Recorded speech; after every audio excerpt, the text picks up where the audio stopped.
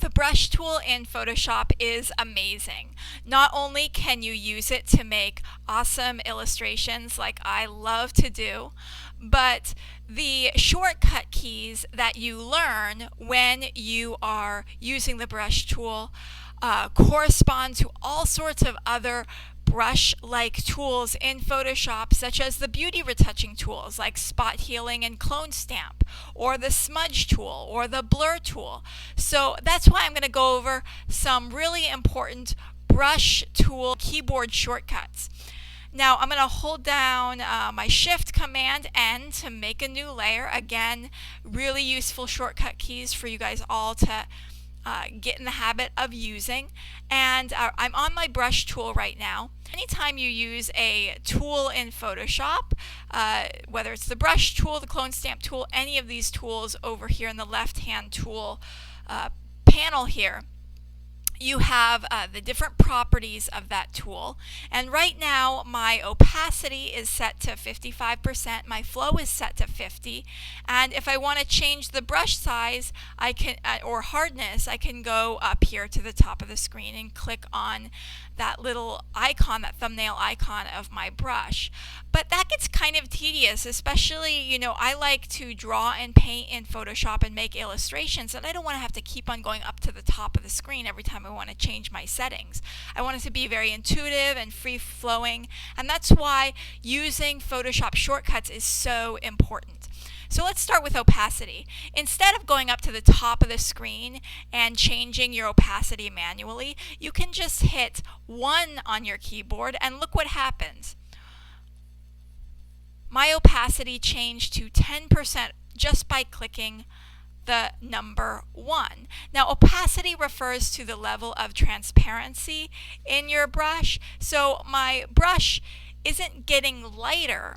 The color on the brush is not getting lighter, it's just getting more transparent.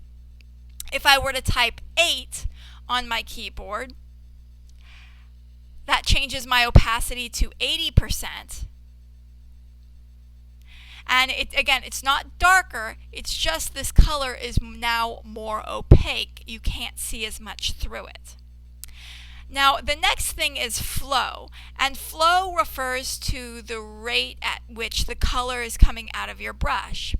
So if you want to change your flow on the fly, you hit Shift and then 1 for 10% flow, Shift and then 5 for 50% flow, Shift and then 9 for 90% flow. See how that changes the quality of your brush? So flow is kind of like a water faucet. When you turn that water faucet almost off, only a little bit of color can trickle out of it. But then when you open up that faucet, all of the color can come out of it. And okay, we're going to get to a really important tool next, which allows you to easily change the size of your brush on the fly. And these are your bracket keys on your keyboard. These bracket keys, I'm going to draw them on the screen. They look like this. These are found above your Enter and Return key on your keyboard, and the left bracket makes your brush smaller. The right bracket makes your brush bigger. So instead of having to go up to the top of the screen, click on your brush, and then adjust your size up here, you can do it on the fly as you're sketching, as you're coloring. So if you need to get in and do a small detail, you can quickly shrink down your brush. If you want to fill in a big space of color, you can increase that brush. Now another really helpful shortcut key is the letter X on your keyboard. X allows you to toggle your foreground and background colors. And so if you're shading and you're using some dark color and then you want to do some highlighting, you can hit X on your keyboard and then your background color becomes your foreground color. right? So that's really useful. And another really useful tool is E for erase.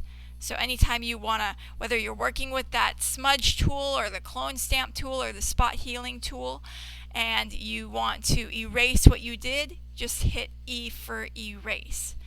And that's about it. As you can see, your life's going to be a whole lot easier when you use these keyboard shortcuts. Remember, Shift Command N every time you want to make a new layer.